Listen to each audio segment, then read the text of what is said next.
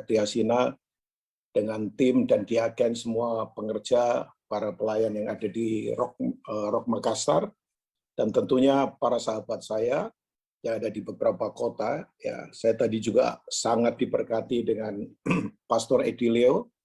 Sudah lama tidak ketemu Kak Edi, ya physical, tapi kemudian waktu tadi beliau sharing, kita semua sangat diberkati. Ada beberapa sahabat saya juga, ada Pastor Joji dari Ambon, ada Pastor Yoyo juga dari Mataram. Nggak tahu apakah Pastor Yoyo masih join juga di pagi hari ini. Nah, ada Pastor Yusafat Prawiro dari Sydney dan beberapa yang lain, sahabat-sahabat dari Melbourne juga. Itu Nyong Ambon sangat ganteng ya, namanya Pastor Joji. Ya, selalu temenin saya. Oke. Nah, selalu saya berkata tanpa merasa sok jadi pria yang kuat, merasa bahwa saya mampu dan paling hebat, sama sekali enggak, kan berbagi ya. Sebagai Hafruta, yang tadi Kak Edi sudah ingatkan buat kita mesti saling menguatkan, ya, saling membangun dan saling terus mendorong untuk kita makin maju di dalam kehendak Tuhan tentunya. Nah, saya di sesi ini sesi saya kedua, karena tiap pembicara dapat kepercayaan untuk bicara 2 sesi. Di sesi yang kedua ini, saya akan mengingatkan para pria tentang bagaimana kita menjadi pria yang punya perspektif yang kuat dalam kehidupan. Ya, sudut pandang kita mesti kuat. Nah, tentunya ini sudut pandang ini bicara sudut pandang rohani, sudut pandang mentalitas sebetulnya. Ya, sebab saya percaya prinsip ini, Bapak-bapak para pria, bahwa orang yang menang di alam rohani, dia pasti akan bisa menaklukkan semua hal yang ada di alam jasmani. Why? Sebab kita ini adalah makhluk rohani kan. Ya, kita adalah makhluk roh. Ya.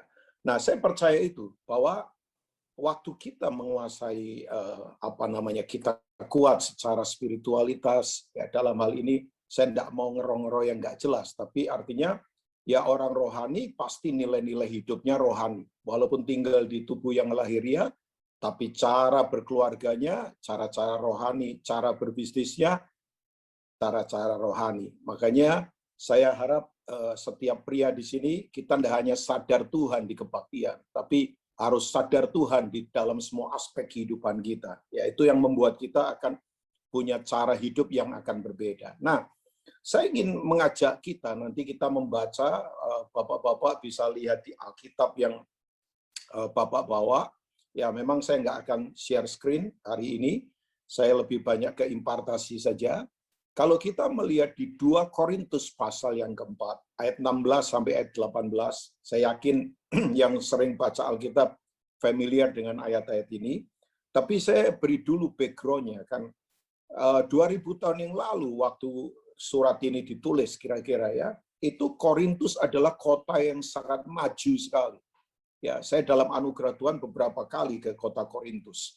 Nah, kota Korintus ini kota pelabuhan. Mereka punya pelabuhan di situ, wah fasilitasnya luar biasa. Kemudian filsuf banyak, filsuf aliran Yunani begitu. Ya, jadi ini kota ini luar biasa. Nah, Paulus sendiri sebagai penulis kitab Korintus itu equip memperlengkapi mereka itu kira-kira 4 tahun.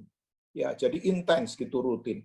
Belum kemudian para rasul yang lain seperti misalnya Petrus, kemudian Apolos. Ya, mereka rutin memperlengkapi jemaat yang ada di Korintus, tentunya dalam hafruta ya, komunal ya. Tapi yang luar biasa ternyata jemaat ini direbuke oleh Paulus dengan teguran yang sangat keras karena jemaat ini dianggap masih kekanak-kanaan, ya belum bisa menerima makanan keras karena mereka punya panca indera belum terlatih. Ya, itu panca indera belum terlatih artinya begini, cara mendengarnya belum rohani, cara berkatanya enggak rohani, kemudian apalagi cara melihatnya belum rohani. Makanya dikatakan mereka belum bisa makan makanan keras. Ya, makanan keras itu adalah itu tuh sharing yang memindahkan level hidup mereka lebih dewasa, ya teleos yang memang Tuhan mau. Tapi yang luar biasa begini, waktu kemudian jemaat ini terus di-equip oleh Paulus. Dan kalau kita lihat di 2 Korintus pasal yang keempat, para pria bisa lihat di Alkitab kita. Tapi kalau enggak, saya akan bacakan buat para pria yang ada di sini. Nah, Alkitab berkata begini, sebab itu kami tidak tawar hati, tetapi meskipun manusia lahiriah kami semakin merosot, namun manusia batinnya kami dibaharui dari sehari ke sehari. Sebab penderitaan ringan yang sekarang ini mengerjakan bagi kami kemuliaan kekal yang melebihi segala-galanya jauh lebih besar daripada penderitaan kami. Nah, ayat yang ke-18. Ini adalah perspektif yang menurut saya luar biasa. Sebab kami tidak memperhatikan yang kelihatan, melainkan yang tak kelihatan. Karena yang kelihatan adalah sementara, sedangkan yang tak kelihatan adalah kekal. Ya, amin buat firman Tuhan. Nah, saya percaya begini, para pria. Kekuatan pria itu kan ada di apa? Ada di cara berpikirnya. Kekuatan pria ada di apa? Ada di kebiasaan kehidupannya. Dan kekuatan pria adalah ada pada karakter hidupnya. Dan saya percaya semua itu dipengaruhi dari sudut pandang kita terhadap semua hal yang ada dalam hidup kita. Ya. Nah, saya percaya begini, ternyata orang gampang terintimidasi, itu tandanya apa? Karena selalu melihat masalah, persoalan, kebutuhan, tantangan. Itu lebih besar daripada Tuhan. Ya, saya ulangi, bahwa orang terintimidasi, saya bisa terintimidasi kalau saya melihat masalah, tantangan, persoalan lebih besar daripada Tuhan. Padahal seharusnya kita menyadari bahwa Tuhan lebih besar daripada apapun. Ya, Tuhan lebih besar dari kebutuhan, Tuhan lebih besar dari penyakit, Tuhan lebih besar dari persoalan apapun. Ya, minggu lalu saya duduk dengan satu orang pengusaha, ya, dia mengalami banyak hantaman yang luar biasa selama pandemi ini. Bayangkan, kira-kira lebih dari 450-an sekian kontainernya dia tertahan karena pasar lagi turun, ya overstock, sampai itu nilainya kira-kira hampir 100 miliar kira-kira. Itu uang semua, enggak campur daun, lu bayangkan Bapak-bapak. Itu kalau 100 miliar dibelikan ketela, ya ampun, seluruh Indonesia kenyang pasti. Dan saya yakin Indonesia udaranya jadi bau karena orang kentut semua. Kalau saya bercanda itu 100 miliar sampai dia berkata, wow, ya dia stresnya luar biasa. Saking stresnya sampai makanya betul stres itu paling ngeri memang. Ya saya berpikir ya stres itu memang membuat imun jadi turun. Makanya di masa seperti ini kalau orang nggak punya imun yang kuat, stres, sampai saya bercanda sama dia ya. Makanya ya, orang gila itu jarang sakit loh. Coba lihat orang gila ya, kerikan enggak pernah, ya enggak pernah pakai baju, makan di sampah, tapi sehat semua loh. Saya jarang ada orang gila pergi ke warung kemudian dia mau beli tolak angin. Kenapa? Karena masuk angin, Bu, enggak pernah ya. Mereka ketawa saja coba. Ya, hati yang gembira adalah obat memang. Saya berkata, anak ini kemudian stres, bayangkan. Kemudian yang terjadi serang kepada imunnya dia. Dia kena autoimun jadinya. Ya, rambut tiba-tiba bisa botak-botak sendiri gitu, tiba-tiba copot-copot sendiri. Kulit tiba-tiba berubah warna dan sebagainya. Ya. Tapi kemudian Tuhan terobosi dia. Ya, Tuhan terobosi dia. Memang betul yang tadi Kak Edi katakan betul. Dalam komunal pria itu di mana kita punya ketulusan saling menguatkan. Ya, tapi kemudian yang luar biasa begini, bahwa kemudian dia menyadari iya ya, selama ini saya melihat ternyata bahwa masalah saya, kebutuhan saya kok sepertinya jauh lebih besar daripada Tuhan. Ya, tapi waktu kemudian dia melihat dengan cara berbeda, perspektifnya berbeda, dikembalikan lagi kepada firman Tuhan. Dia mengalami terobosan yang begitu luar biasa. Nah, saya ingin mengajak para pria, mari kita sungguh-sungguh punya sudut pandang yang kuat dalam kehidupan. Ya, ada beberapa prinsip yang ingin saya bagikan supaya kita tidak terintimidasi dalam kehidupan. Saya kemarin sudah katakan peperangan di depan tidak akan makin meredup, percayalah. Kalau ada orang berkata ke depan makin baik, enggak. Ya, ke depan akan makin berat secara dunia. Alkitab sudah katakan dalam 2 Timotius pasal yang ketiga kan. Ketahuilah pada hari-hari yang terakhir akan datang masa yang sukar. Ya, itu pakai kata kalepos itu. kondisi yang sangat berbahaya, yang tidak mudah. Kalau orang nggak dituntun Tuhan, dia nggak mungkin kuat. Nah, tandanya apa? Orang akan mencintai dirinya sendiri dan menjadi hamba uang. Itu sudah jelas itu. Kemudian akibatnya apa? Ya, sombong, garang, memberontak, tidak tahu berterima kasih, tidak peduli, ya, kemudian tidak secara lahiriah menjalankan ibadahnya, tapi pada hakikatnya memungkiri kekuatan ibadah. Itu yang tadi Kak Edi sudah sharingkan buat kita tentang ibadah sejati dari seorang pria. Ya, nah saya ingin mengajak kita para pria bahwa prinsip-prinsip apa yang kita yakini itu akan menentukan sudut pandang kita, cara kita melihat, cara kita bertindak, cara kita kemudian punya kebiasaan, kemudian kita akan punya karakter. Yang kemarin Pastor Vinky sudah bahas bahwa menabur pikiran itu akan menuai perbuatan, menabur perbuatan akan menuai kebiasaan, menabur kebiasaan akan menuai karakter, menabur karakter itu akan menentukan masa depan. Ya, kemarin kan sudah sempat dibahas itu bahwa menabur pikiran menuai perbuatan, menabur perbuatan pasti akan menuai kebiasaan, karena kebiasaan kita tergantung dari semua perbuatan-perbuatan kita, dan kebiasaan kita akan menentukan karakter kita, dan karakter kita akan menentukan in the future masa depan kita bagaimana dalam kehidupan. Ya, nah saya ingin mengajak kita, bapak-bapak, mari kita kembali kepada beberapa prinsip yang ingin saya bagikan dalam 2 Korintus pasal 4. Pemazmur berkata, berbahagialah orang yang tidak berjalan menurut nasihat orang fasik, ya kan? Yang tidak berdiri di jalan orang berdosa, yang tidak duduk dalam kumpulan pencemooh, tetapi yang kesukaannya adalah firman Tuhan. Ya, kesukaan itu berarti prioritasnya itu. Kalau saya disodorkan beberapa macam masakan, misalnya ada steak, ada kemudian capcay, ada yang lain. Kemudian di situ ada pecel sama gudeg. Wah, saya akan serbu dulu gudegnya. Ya, karena saya lama di Jogja, saya suka gudeg, saya suka pecel. Karena begini, itu sudah menjadi kesukaan saya. Yang lain enak-enak, tapi prioritas saya tetap pada yaitu tuh yang menjadi kesukaan saya. Nah, kesukaan kita harus para pria kembali kepada prinsip-prinsip yang kuat, yaitu firman Tuhan. Nah, Paulus mengingatkan kita, dia berkata begini, jadi prinsip yang pertama untuk kita menjadi pria yang punya sudut pandang yang benar, ya. Saya belajar banget ketika ketemu orang lain, saya tidak berpikir begini, saya dapat apa dari dia? Enggak. Saya mau berpikir begini, saya memandang begini, saya bisa memberi apa buat dia? Nah, itu sudut pandang itu. Ya, kalau kita punya sudut pandang yang rohani, maka kita akan berbeda dalam kehidupan. Ya, bahwa berbahagialah, lebih berbahagia memberi daripada menerima. Itu sudut pandang yang harus kita kuatkan para pria. Ya, saya mau memandang orang lain dengan sudut pandang yang tidak terus melihat kekurangannya dia, tapi melihat kelebihannya dia. Ya, sebab gini, kita tidak mungkin bisa jadi kita secara komunal kalau kita tidak bisa melihat sudut pandang ini.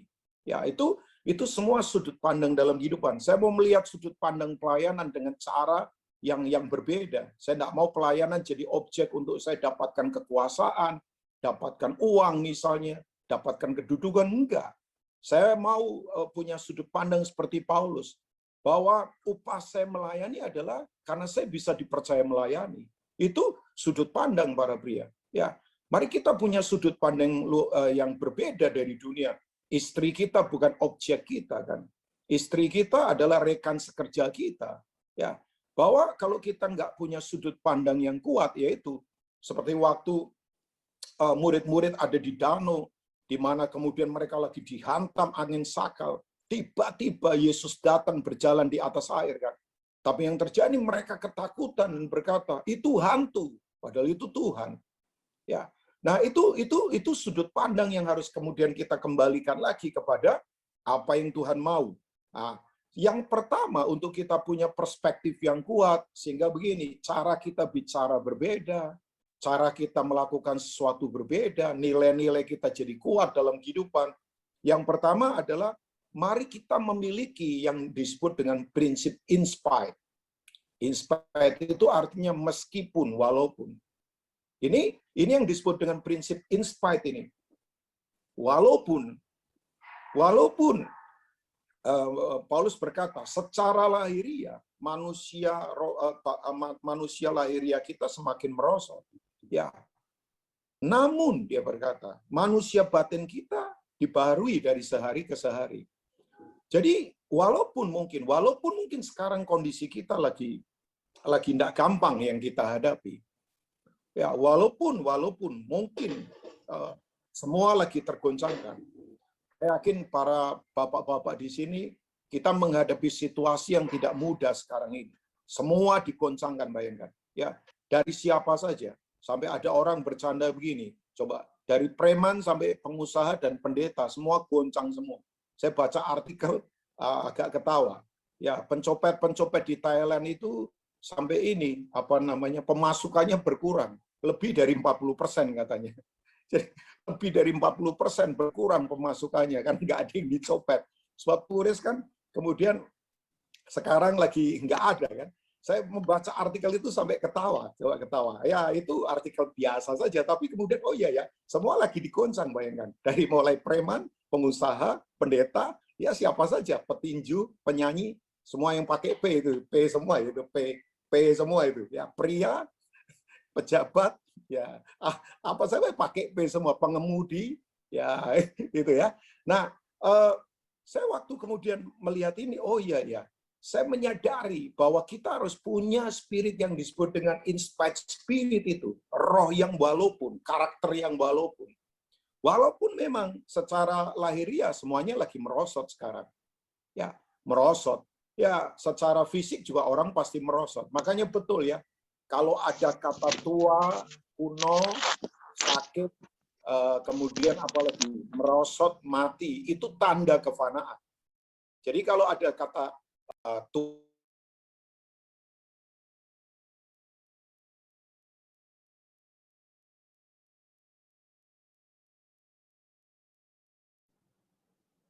Termut. Suaranya apa? oh maafkan ya. Ya, sorry. Thank you, Pak. Ya, sudah ya. Ya, sudah. Sudah ya. Oh ya, thank you, Pak. Ya, saya misalnya ketemu beberapa orang. Misalnya maaf saudara saya, Pak Joji. Saya ketemu Pak Joji sekian tahun, ya masih kelihatan muda. Sekarang juga masih muda lah ya. Tapi saya yakin ada beberapa bagian kita secara lahiriah merosot. Rambut saya yang tadinya ya lebat-lebat, ada beberapa bagian yang sudah mulai kurang-kurang juga, ya kan? Nah, artinya begini, bahwa secara lahiriah kita merosot. Tapi yang Tuhan mau adalah walaupun memang kita mungkin nggak nyaman, kita merosot, kita ngalami tekanan, kita apa, tapi Tuhan mau batinia kita dibaharui dari sehari ke sehari. Nah, kalau bicara batinia itu bicara hal yang spiritual kan sebetulnya.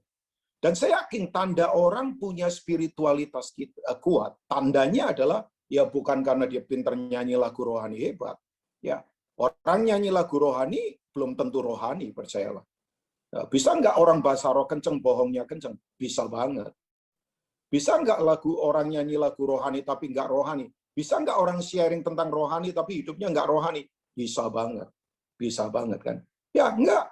Itu waktu saya mericek ini, iya ya. Ya, makanya Bapak-bapak jangan lihat orang hebat itu dari kedudukannya atau jadwalnya pelayanan atau hebatnya di mimbar. Tapi saya yakin banget, orang yang punya spiritualitas yang kuat, mentalitasnya memang akan berbeda. Mentalitasnya akan berbeda. Janji tepati walaupun rugi. Ya, selalu mau berpikir bahwa orang lain lebih utama dari dirinya. Nilai pengorbanan itu sudah menjadi gaya hidup, menjadi culture, di mana sudah tidak usah berpikir lagi untuk berkorban. Nah, itu mentalitas-mentalitas yang menunjukkan itu yang disebut dengan roh walaupun itu, karakter walaupun inspired, walaupun saya susah, walaupun saya sendiri perlu didoakan, tapi saya akan tetap mendoakan orang lain. Walaupun saya sendiri kurang, tapi saya tetap akan memberkati siapapun. Ya.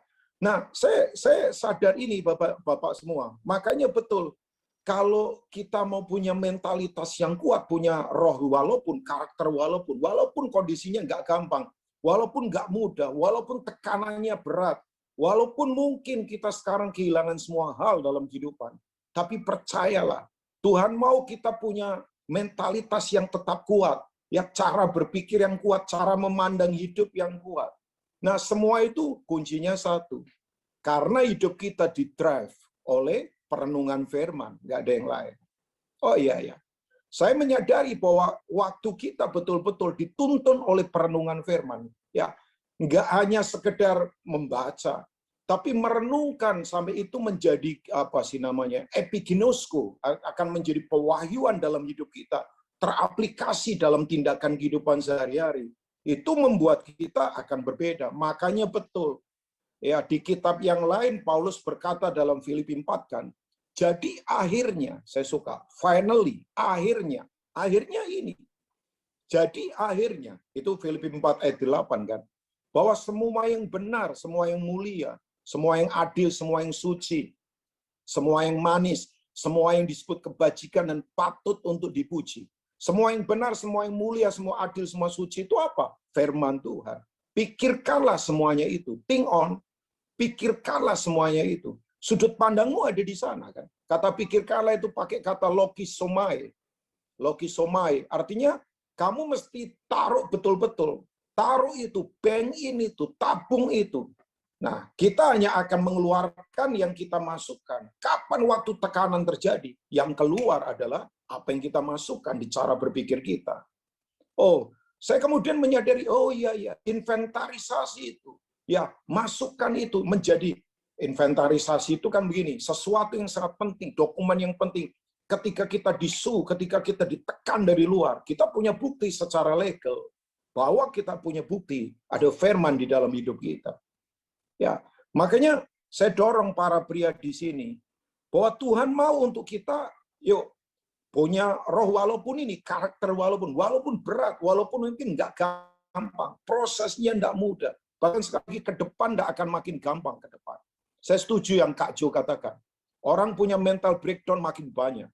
Orang punya depresi makin banyak.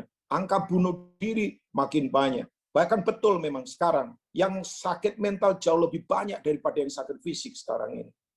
Oh ya. Oh, corona memang membuat banyak orang kemudian berubah total. Ya, kita di komunitas saja beberapa orang kehilangan keluarga. Sampai saya sendiri sempat geleng-geleng kepala. Beberapa teman-teman tiba-tiba meninggal ya dalam hitungan waktu nggak lama. Ya mungkin saya yakin bapak-bapak juga mengalami peristiwa ini.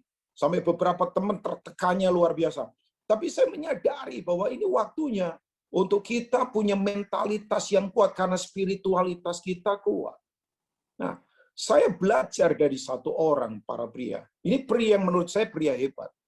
Pria ini masuk di silsilahnya Yesus. Padahal kalau saya bilang secara garis keturunan, nggak ada hubungan dia melahirkan keturunan dari secara fisik dari Yesus kan. Maksudnya ini pria ini namanya Uria. Bapak-bapak bisa membaca Matius pasal pertama ayat yang ke-6 kan. Matius tulis silsilah untuk membuktikan bahwa Yesus itu memang ordernya dari Daud kan. Ya, itu ditulis semua itu keturunan-keturunan.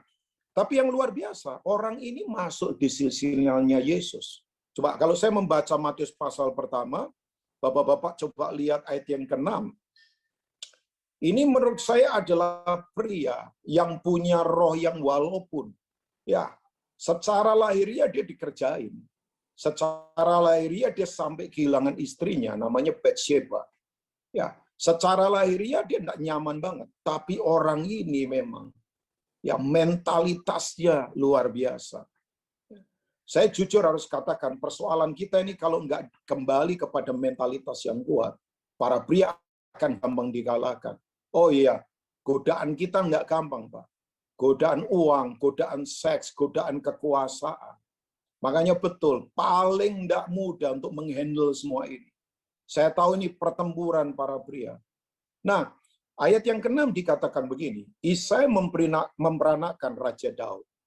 Daud memperanakan Salomo dari istri Uria. My question sederhana, kenapa kok nggak ditulis Batsheba? Tapi Uria masuk di jajaran dari silsilah Yesus. Ini orang-orang nggak sembarangan yang masuk di silsilah Yesus. Ya, pertanyaannya, kenapa Uria? Kalau bapak-bapak melihat di 2 Samuel pasal yang ke-11, Nanti bapak-bapak bisa lihat di sana. Kita tahu kan bahwa itu waktu itu musim perang. Tapi kemudian Daud nggak berperang. Dia delegasikan peperangan ke Yoab dan pasukannya. Makanya kalau lagi musim perang harus perang, Pak. Ya, jangan nyantai-nyantai kalau lagi musim perang. Jadi dia jalan-jalan ya, di soto istana. Ya, teman saya bercanda, dia lihat pemandangan, lihat gunung dan sebagainya. Waktu dia lihat ke bawah, dia lihat pemandangan juga. Sebab ada perempuan lagi mandi. Ya, lagi mandi. Begitu dia lihat, waduh memang kelemahan pria ada di mata sih. Kalau penglihatannya enggak dikuasai oleh perspektif ilahi, gampang dikalahkan. Makanya saya yakin enggak ada pria yang kuat kalau tidak disertai oleh Tuhan. Ya, bapak-bapak yang luar biasa. Ada teman saya bilang begini, itu salahnya Bathsheba, Pak Rubin. Loh, kok salahnya dia? Iya. Masa kamar mandi tidak pakai atap? Nah, itu memang pria yang belum sejati itu. Ya, jadi dia cari alasan itu. Katanya salahnya Bathsheba. Ya, saya nggak tahu apakah yang jagoan teologi di sini bisa menjelaskan sama saya. Memang ya ada Pak Yeye itu, Pak Yeye bisa jelaskan kali ya. Kenapa zaman dulu kok kamar mandi nggak ada atap? Nah, Pak, perlu dijelaskan. Itu sesinya Pak Yeye itu yang begituan ya. Saya harus belajar. Ada Pastor Yeye dari Bekasi ya. Nah, yang luar biasa. Daud kemudian ambil Bathsheba. Kemudian tidur sama Daud. Bathsheba hamil. Wow. Ini Daud loh. Daud itu luar biasa ya. Daud itu komplit banget. Raja ya, ahli strategi ya, penyembah ya, mafia ya juga. Jadi dalam diri Daud itu komplit loh. Penyembah ya, raja ya, jago perang ya, tapi dia juga mafia. Jangan ada di sini para pria berkata, saya mau kayak Daud loh. Ya, jadi saya mau kayak Daud. Saya penyembah juga, saya raja juga, tapi saya mafia juga. Jangan, jangan, please, jangan. Jangan tiru-tiru yang begitu. Sebab gini, konsekuensinya adalah anaknya mati akibat kemafiaannya dia. Nah, kita tahu kan, sampai Daud menangis begitu rupa kayak orang gila. Tapi yang luar biasa begini, begitu ditanya siapa dia? Oh, ini istrinya Uria. Uria adalah tentaranya dia. Dia panggil Uria untuk kembali ke Yerusalem. Waktu Uria dipanggil para pria, yang luar biasa begini, dia suruh Uria untuk berlibur kembali ke rumahnya. Tapi Uria dong, dia tidak mau. Dia malah tidur di depan pintu istana dengan semua pegawai Daud.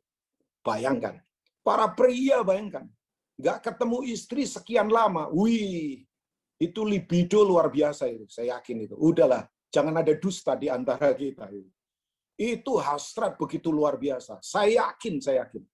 Udah. Itu kalau ketemu kaki meja, dia pasti tendang kaki meja itu. Dan bisa patah itu. Itu kekuatan yang luar biasa menurut saya kan. Tapi Uria, dia ada di pintu depan istana. Tidur dengan pegawai-pegawainya Daud, stafnya Daud di situ. Yang jaga di depan pintu istana. Yang cara pertama gagal. Cara kedua, dia bujuk, dia bikin mabuk, dia kasih hadiah. Tapi Uria tidak mau. Uria tidak mau. Bayangkan. Akhirnya Daud kehabisan cara. Dia pakai cara mafia, Pak. Dia tulis surat atas nama raja. Nah, zaman monarki, suara walaupun yang saya suka dari Daud adalah hidup di era monarki, tapi menjalankan kekuasaan dengan cara teokrasi. Selalu tanya Tuhan. Makanya kita mau ada di era sistem pemerintahan seperti apapun, para pria kita tetap teokrasi kan. Kita tetap tanya Tuhan. Kita tetap punya sudut pandang Tuhan. Kita tetap punya apa yang menjadi kerinduan Tuhan. Ya. Tapi untuk yang ini ternyata Daud lupa teokrasi. Memang para pria betul ya. Kalau kesusahan ingat teokrasi, tapi begitu sensualitas sudah tidak ingat teokrasi, sudah hajar saja itu. Ya, nah para pria yang luar biasa. Begitu kemudian dia tulis surat, ya kan? Kemudian yang bawa suratnya itu Uria dan yang luar biasa. Uria tidak intip-intip surat itu. Saya yakin dia orang pinter. Dia sudah curiga pasti. Tapi dia begitu hormat sama Daud. Dia respeknya luar biasa. Itu Mazmur 8 itu terjadi itu. Manusia diciptakan dengan kemuliaan dan kehormatan. Itu pria itu. Mulia dan hormat tidak terpisahkan. kualitas dan respek itu tidak terpisahkan. Sayang sekarang ini yang hilang pada kita. Ini yang hilang dalam banyak orang sekarang ini. Respek dan kualitas kehidupan. Begitu Yoab baca suratnya, Yoab geleng-geleng kepala. Tapi Yoab nggak bisa bikin apa-apa. Ini otoritas raja. Pertanyaan saya, alasannya Uria apa? Alasannya adalah dia berkata begini sama Daud, Tuhan, tabut Allah lagi ada di peperangan. Hadirat Tuhan, bayangkan. Tabut Allah ada dalam peperangan itu. Dan kemudian bangsa kita lagi bertempur. Ya, Yoab ada di sana sebagai kepala dari pasukan. Ya, Yoab lagi ada di sana. Masakan aku mau enak-enak dengan istriku. Ya, bahwa alasannya adalah the presence of God. Alasannya adalah hadirat Tuhan. Alasannya adalah teamwork. Alasannya adalah ini dia. Bahwa ada pertempuran yang jauh lebih besar daripada dirinya sendiri. Makanya tadi itu, walaupun merosot semuanya, walaupun berat, walaupun lagi susah, walaupun lagi berat, tapi ada sesuatu yang lebih besar daripada diri kita. Makanya dia berkata begini, enggak, saya enggak mau. Dia mau bertempur untuk sesuatu yang lebih besar daripada dirinya. Makanya yang luar biasa di ayat 15 dari 2 Samuel 11, nanti bapak-bapak bisa lihat di sana. Ya. Dikatakan begini, Daud berkata begini sama Yoab, dalam pertempuran besar, taruh Uria di garis depan, di front line. Nanti kalau musuh menyerbu, tarik semua pasukan, biar dia bertempur sendirian. Saya beritahu pada para pria, mungkin ini negatif, tapi bagi pria yang punya prinsip walaupun, selalu ada di pertempuran besar, bukan di pertempuran ecek-ecek. Ya, seorang pria yang kuat adalah pria yang pertempurannya besar. Hidup bertempur, tapi medan tempurnya jangan yang murahan, Bapak-bapak. Makanya saya sedih kalau lihat ada orang rebutan posisi. Saya sedih kalau lihat kakak adik pecah gara-gara uang warisan. Saya sedih kalau lihat sesama Kristen bekerja berusaha pecah gara-gara pembagian nggak adil. Ya, itu pertempuran yang ecek-ecek itu pertempuran biasa. Hidup memang ada di medan tempur, tapi please pilihlah medan tempur yang elit, bukan medan tempur yang biasa. Pilihlah para pria medan tempur yang sungguh-sungguh besar dalam kehidupan untuk sesuatu yang lebih besar daripada diri kita. Dia berkata begini, ya taruh Uria di pertempuran besar, tapi kemudian nih kalau musuh menyerbu, biar dia sendirian di garis depan. Uria ada di garis depan, dan saya beritahu dia punya roh namanya stand alone spirit. Dia berani berdiri sendirian untuk hadapi semua apapun. Walaupun mungkin dia habis hancur, walaupun semuanya fisikal dia berantakan. Tapi orang ini Bapak-bapak mentransformasi Daud. Sebab kalau Bapak-bapak baca Mazmur 51, itu pengakuan dosa keterbukaannya Daud. Diketahui orang dari generasi ke generasi, sampai di generasi kita, generasi anak-anak kita, generasi cucu kita. Dosanya dia buka, dia mengaku dosa akibat dia menghampiri Batsheba. Saya yakin Uria tidak banyak khotbah, tapi kemudian begini, karakter walaupunnya dia mengubah seorang raja mengalami transformasi. Saya kemudian berkata, wow. Jadi yang pertama, kalau kita mau jadi pria yang punya perspektif yang kuat, miliki karakter walaupun. Ya, walaupun saya nggak muda sekarang. Walaupun saya yakin beberapa dari bapak-bapak yang ada di sini lagi tergoncangkan dalam beberapa aspek kehidupan. Tapi tetap batinia kita, mentalitas kita berbeda. Tapi yang kedua, supaya kita punya perspektif yang kuat, adalah ini dia. Bahwa semua apapun yang terjadi, itu selalu melayani kehendak Tuhan. Karena punya tujuan ilahi. Ya, percayalah. Kak Jo selalu mengingatkan kita. Beberapa kali dia berkata begini.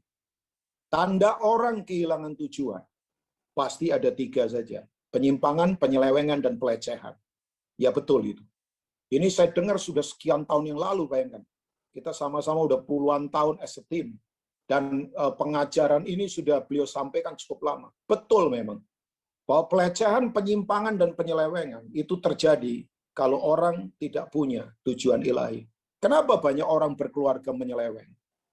Kenapa banyak orang menyimpang di pelayanan? Kenapa banyak orang melakukan pelecehan-pelecehan dalam kehidupan?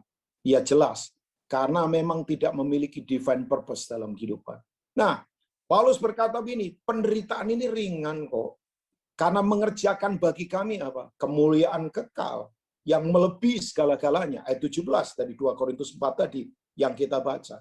Ya, Bapak-bapak, kalau yang berkata ini Rubin Ong, jangan percaya. Tapi kalau yang berbicara ini adalah rasul yang penuh penderitaan, Bapak-bapak yakinlah. Ya, kalau ada orang yang menurut saya di sejarah gereja mula-mula yang penderitaannya yang mengalami persecution yang begitu luar biasa, orang ini namanya Paulus. Ya, kita semua tahu kan bahwa dia adalah orang yang didera, dianiaya, keluar masuk penjara itu sudah biasa. Ya, bahkan menurut saya dia sering puasa karena terpaksa. Kalau kita kan biasanya puasa karena dipaksa kan, dipaksa masalah, dipaksa kebutuhan. Kalau Paulus puasa karena terpaksa, memang nggak ada makanan. Ya, dia pernah karam kapalnya, terapung-apung di laut, bayangkan, mengalami penderitaan. Bahkan William Beckley, seorang penafsir Alkitab berkata, makanya waktu dia berkata ada duri dalam dagingku, 2 Korintus 12. Itu dia punya penyakit sejenis apa itu? Kayak sarafnya itu suka bikin dia kejang-kejang karena penderitaannya begitu luar biasa kan.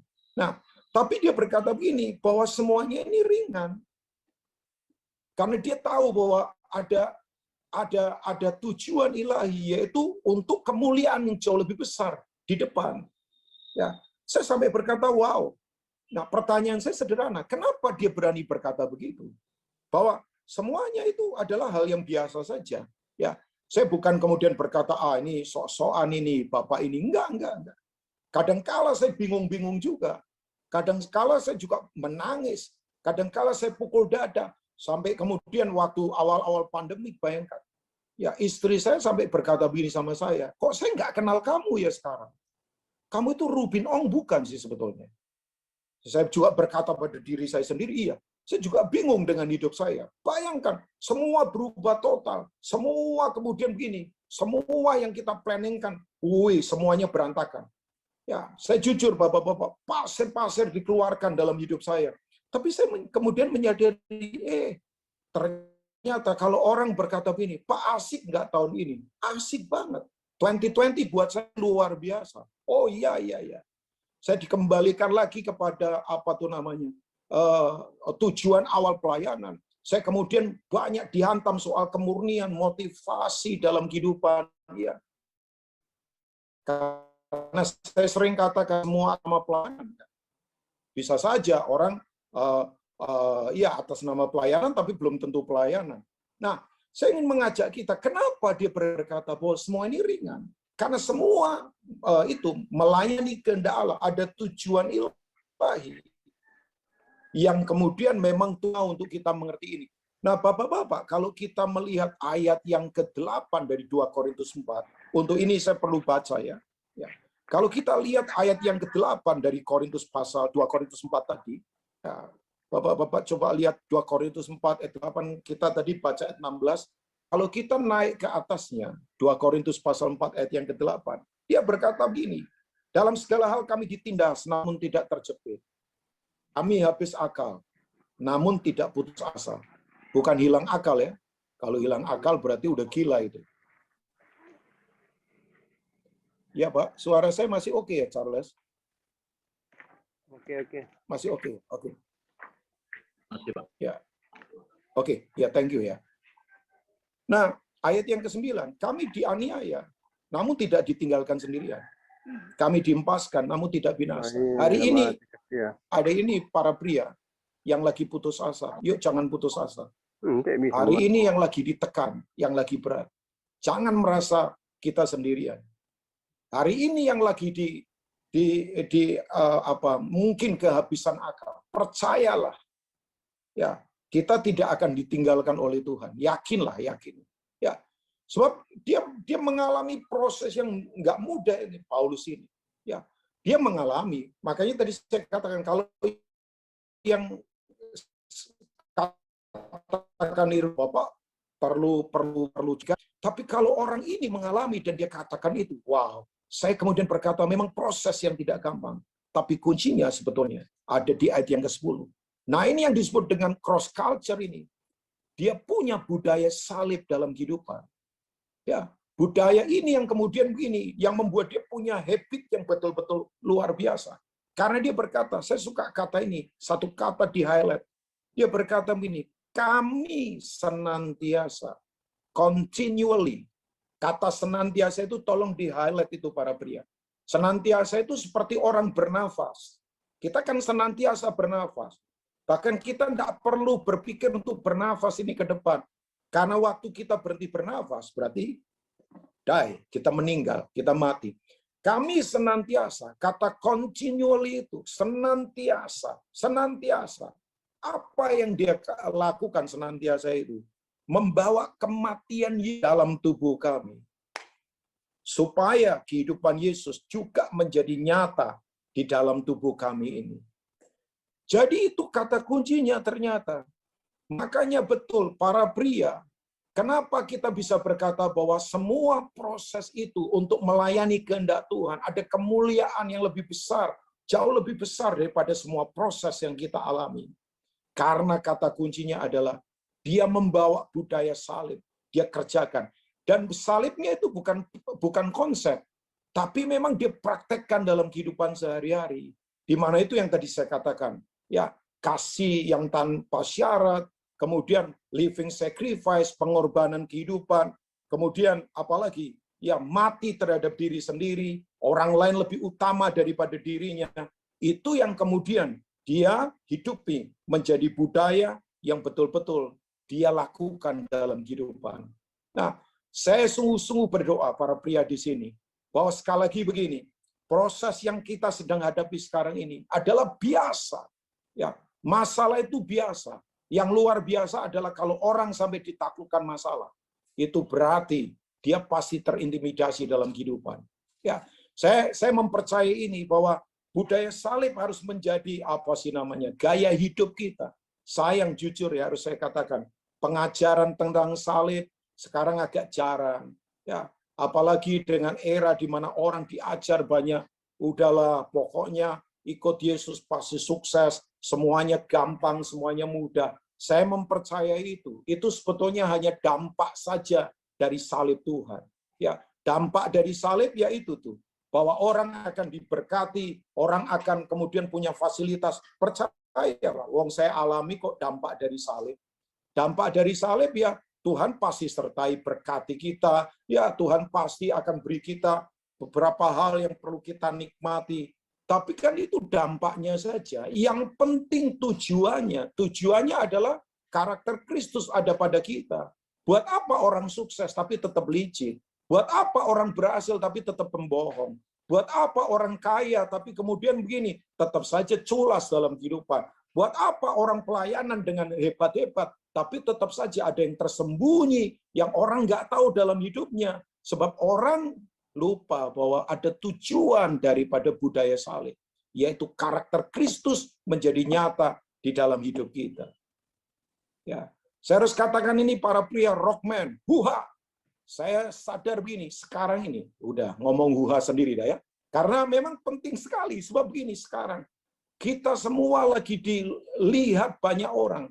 Orang butuh keteladanan bahwa memang oh ya ini berbeda ini. Di tengah hampasan, tekanan apapun, tetap kuat, tetap bisa bersyukur, tetap melakukan hal-hal yang Tuhan ingin lakukan. Yaitu tuh yang saya tadi sebut prinsip walaupun itu. Ya. Jadi yang kedua, mari kita menyadari begini. Semua proses apapun selalu melayani kehendak Tuhan. Bapak-bapak yang lagi susah, sekali lagi nggak perlu putus asa. Ya, bapak-bapak yang lagi belum ada jalan keluar, percayalah. Tuhan itu bisa melakukan apapun, dia tidak terbatas. God is working behind the scene. Saya yakin. Tuhan bekerja. Bisa di balik layar begitu tidak kelihatan, tapi dia bisa melakukan perkara yang luar biasa. Saya kalau belajar dari Daniel, tadi Kak Edi sempat singgung tentang Daniel. Daniel itu menurut saya luar biasa. Ya, waktu dia dibawa ke Babel, usianya berapa para pria? 14 tahun. 14 years. Terhina, bangkrut. Dia bangsawan di Yerusalem. tapi kemudian hilang semuanya. Keluarganya saya nggak tahu apakah masih ada atau tidak. Dan waktu dia ada di pembuangan, dari eranya Babilonia sampai media Persia, sampai zamannya Kores, itu kira-kira dia tinggal di pembuangan hampir 70 tahun lebih. Sebab di Daniel pasal 10, waktu dia dapat nubuatan tentang apa yang akan terjadi di depan, itu usianya 87 tahun. Bayangkan. Tapi yang luar biasa, dalam kondisi terhina, dalam kondisi kehilangan semuanya, dalam kondisi dia jauh dari Yerusalem. Padahal orang Yahudi waktu itu ukur hadirat Tuhan, kehadiran Tuhan dari tempat itu. Karena bait Allah ada di situ. Tapi yang luar biasa, dia melayani kehendak Tuhan. Dia berdampak. Dia jadi mentor buat kerajaan. Makanya waktu dia dikasih jabatan, dia tidak mau. Dia lebih memilih begini, tinggal di istana, mementor Nebukadnezar dan keluarganya. Karena prinsipnya dia, pegang orang ini, pegang seluruh dunia. Bayangkan, saya nggak tahu, mungkin sekarang ini kita ada di situasi yang asing. Ya, situasi asing sekarang ini. Kita ada di hal-hal yang asing yang terjadi dalam kehidupan kita. Nggak apa-apa. Tuhan punya tujuan ilahi buat setiap kita. Saya tutup dengan yang ketiga. Setelah ini kita akan berdoa bersama-sama. Yang ketiga adalah, kalau kita punya perspektif ilahi yang kuat, kita akan menyadari begini, bahwa kita ini semua di sini adalah para musafir saja sebetulnya. Yang harus tetap punya pandangan kekal ke depan. Ya, saya menyadari, oh iya, saya ini di sini adalah itu tuh, musafir yang sedang berjalan. Bahwa prinsip kemusafiran yang bukunya John Bunyan berkata Pilgrim's Progress itu, saya ternyata terkejut. Buku ini memang dibaca oleh banyak pemimpin dunia. Ya, buku ini menurut saya, bapak-bapak yang sudah baca buku ini pasti sangat diberkati. Buku klasik tapi sampai hari ini tetap relevan ya. Karena memang ditulis dengan perenungan yang dalam. Memang semua hal yang ditulis dari perenungan yang dalam itu memang sungguh-sungguh luar biasa. Nah, bapak-bapak yang luar biasa adalah begini. Mari kita punya pandangan kekal bahwa oh iya, tempat kita itu bukan di sini. Tempat kita sesungguhnya ada dalam langit dan bumi yang baru. Ya, kemudian saya tidak bilang bahwa kita mesti fatalistis kan, menyerah pada takdir, oh iyalah, pasti bumi ini berlalu, kita tidak buat apa-apa. Enggak. Saya ingatkan buat kita, orang yang punya pandangan kekal akan selalu memberi kontribusi di kehidupan fana di mana dia sekarang berada. Orang yang berhenti memberi kontribusi di kehidupan yang fana, berarti dia sudah tidak lagi berpikir kekekalan. Saya ulangi lagi, orang yang berpikir kekekalan itu akan terus memberi kontribusi dalam kehidupan yang fana ini. Kapan orang berhenti memberi kontribusi di alam yang fana ini, berarti dia sudah tidak lagi berpikir pada kekekalan.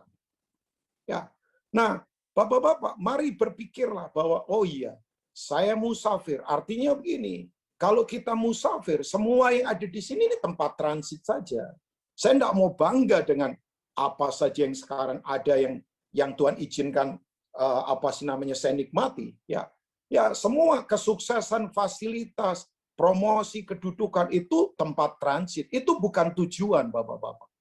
Makanya Petrus berkata, 1 Petrus pasal pertama, ayat pertama sampai kedua, dia menulis surat kepada para pendatang. Kan? Para pendatang. Kita ini semua adalah para pendatang, musafir. Semua yang ada pada kita, itu sebetulnya bukan tujuan yang sesungguhnya, bapak-bapak. Makanya saya ingatkan, tidak perlu bangga dengan semua fasilitas yang ada pada kita.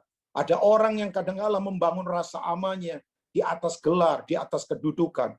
Begitu itu hilang, orangnya stres. Saya duduk dengan satu pendeta, jemaatnya banyaknya luar biasa. Ya, itu sekian tahun yang lalu. Tapi kemudian orang ini stres, lo bayangkan. Pergi ke beberapa dokter sampai ke Singapura segala. Dokter sampai berkata begini, Bapak ini tidak sakit. Ya, masalahnya Bapak ada di cara berpikirnya. Saya kemudian bilang sama Bapak ini, saya berkata, Pak, sudahlah Pak, lepaskan saja. Isunya apa Bapak-bapak? Karena waktu itu sinodenya dia take over, digantikan orang lain. Sementara dia merintis. Itu sudah banyak sekali jemaatnya. Saya tahu bapak-bapak. Saya bilang, udahlah Mas, lepaskan sajalah sudah Pak. Udah. Saya sampai bercanda begini. Dulu waktu lahir bawa apa Pak? Ya dia berkata, ya nggak bawa apa-apa sih. Ya, di sini adakah pria yang lahir bawa celana jin?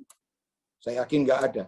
Ya, nggak ada dari kita yang bawa apa-apa. Bahkan ada pendeta berkata, kita ini lahir dengan 3 kondisi katanya. Ompong, telanjang, bego lagi. Ya kan? Kita lahir ompong kan. Kemudian telanjang lagi kan. Nggak ada yang bawa pakaian. Terus kemudian, maaf kalau saya ngomong bego bukan apa. Nggak ada bayi begitu ditanya. 3 kali 3, 9 Om. Saya yakin dokternya lari itu. Jadi kalau kita sekarang ini dipercaya sesuatu oleh Tuhan, itu kepercayaan.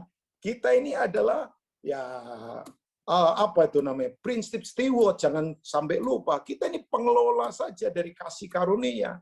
Saya tidak mau membangun rasa aman saya di atas jadwal pelayanan, kedudukan, apa saja. Saya tidak mau abuse di situ, Bapak-bapak. Saya tahu bahwa identitas saya ada di kekekalan, tujuan saya ada di kekekalan.